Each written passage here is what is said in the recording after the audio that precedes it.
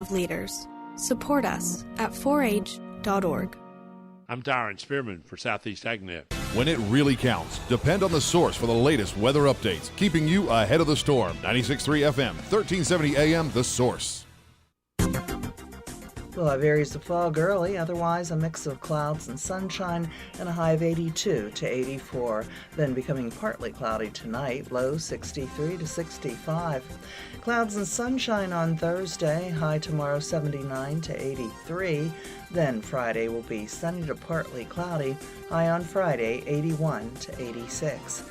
From the Florida Weather Center, I'm Holly Holdren. Embrace Magazine is boldly uniting lifestyles as the first ever and only gay magazine in North Central Florida, based right here in Ocala. Recently honored as Best New Magazine, Best Overall Magazine, and Magazine of the Year, all in our first year by the Florida Magazine Association, our mission is to unite the gay and straight communities through exceptional content appealing to all. Hi, I'm John Sotomayor, publisher and editor-in-chief. Tune in to our radio show on Wednesday, December 8th at 10 a.m. here on WOCA. To read our digital issues, follow us on Facebook and visit our website at embracemagazine.us. This is Ocala Talks with Tom Schmidt, bringing stories that are important to our community in and around Ocala. Plus, of course, a splash of sports as well. Now, here's your host, Tom.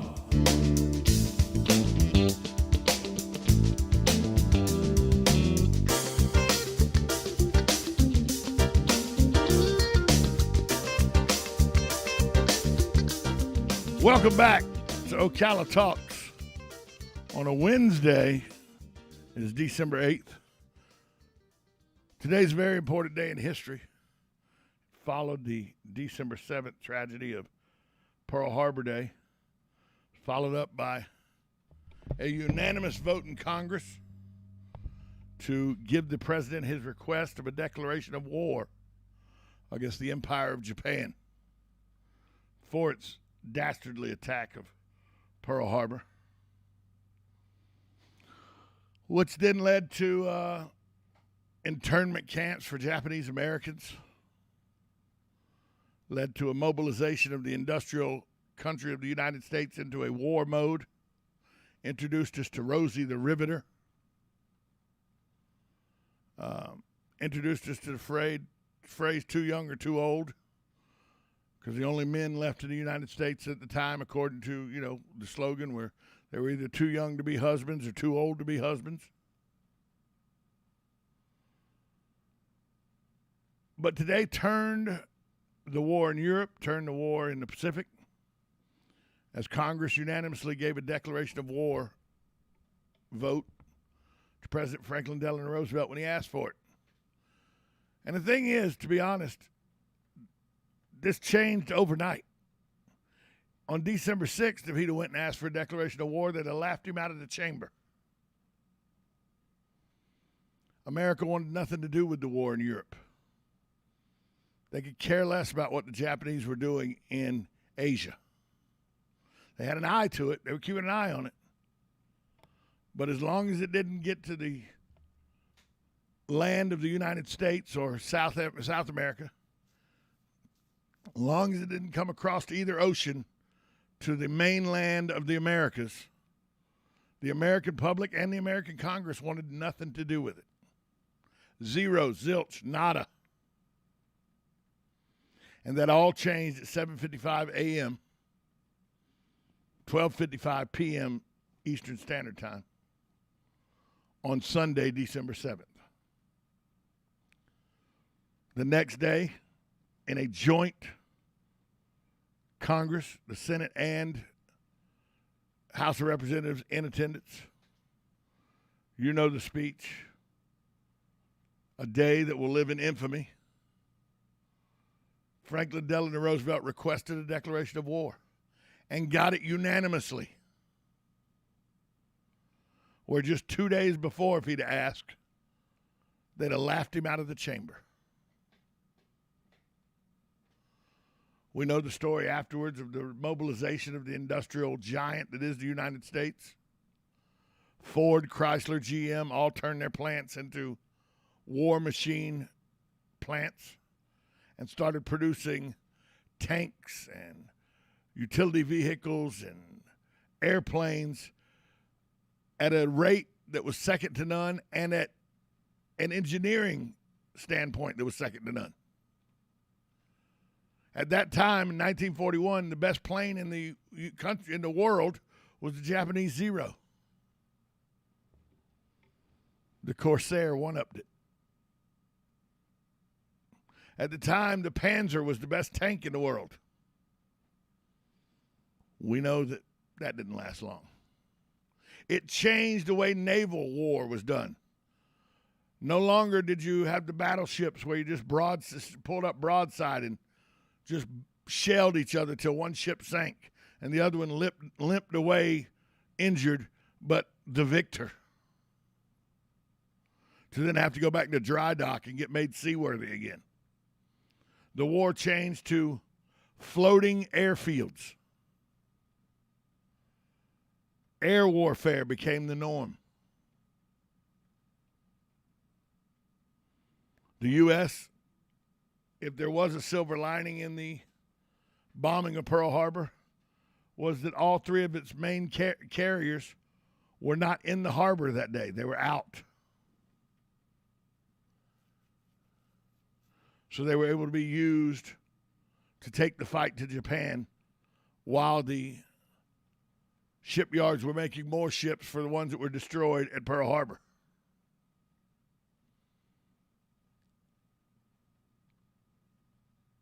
You know, today, December 8th, was the last time an actual declaration of war was requested and granted. Korea, not a war, police action. Vietnam, not a war, police action. Afghanistan and Iraq, not a war. That was a war on terrorism, but no declaration of war on the countries.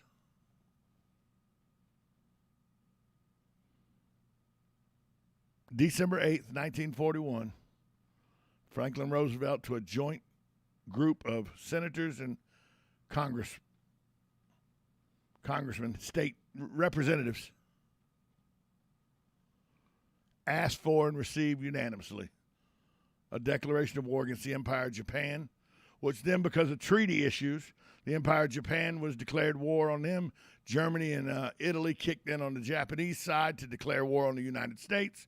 Then the United States declared war on them because they now could help Britain and France defend themselves.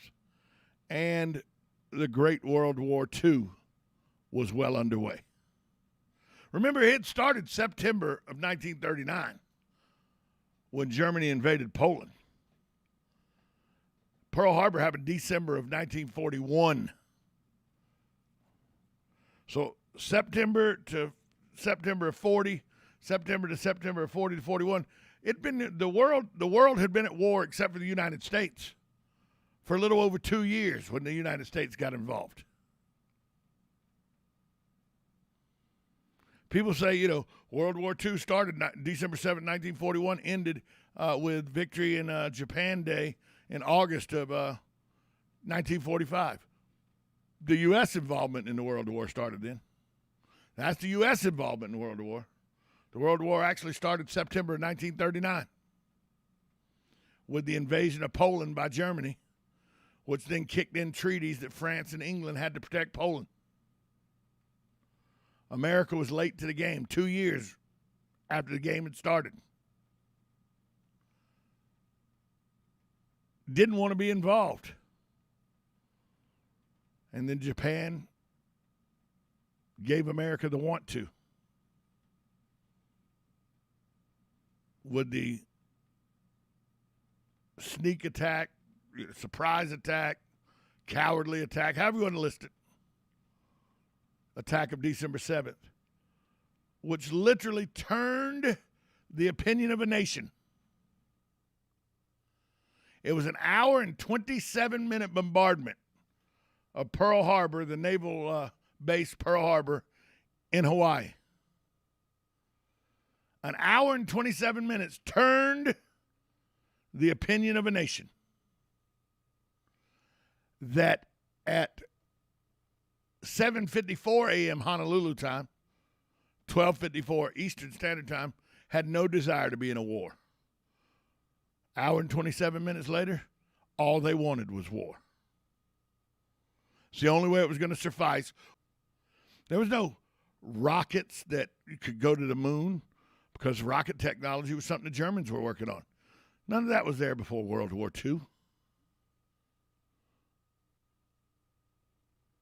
It's a war that changed civilization on a global scale forever. And today was the day that the United States officially entered in to that war that changed the globe forever. Take a break. We'll be right back on Ocala Talks. You're listening to 1370 AM, 96.3 FM. This is WOCA, The Source. You know what you want to do in retirement, but do you know how to get there? Tune in to Coasting into Retirement with Gary Marriage of Nature Coast Financial Advisors, Sunday mornings at 8 to get answers to your retirement planning questions. Plan today so you can do the things you've always dreamt about doing in retirement. Listen Sunday mornings at 8 to Coasting into Retirement with Gary Marriage of Nature Coast Financial Advisors. Our firm offers insurance services. The Ocala Golf Club, one of Ocala's premier golf courses, from its pristine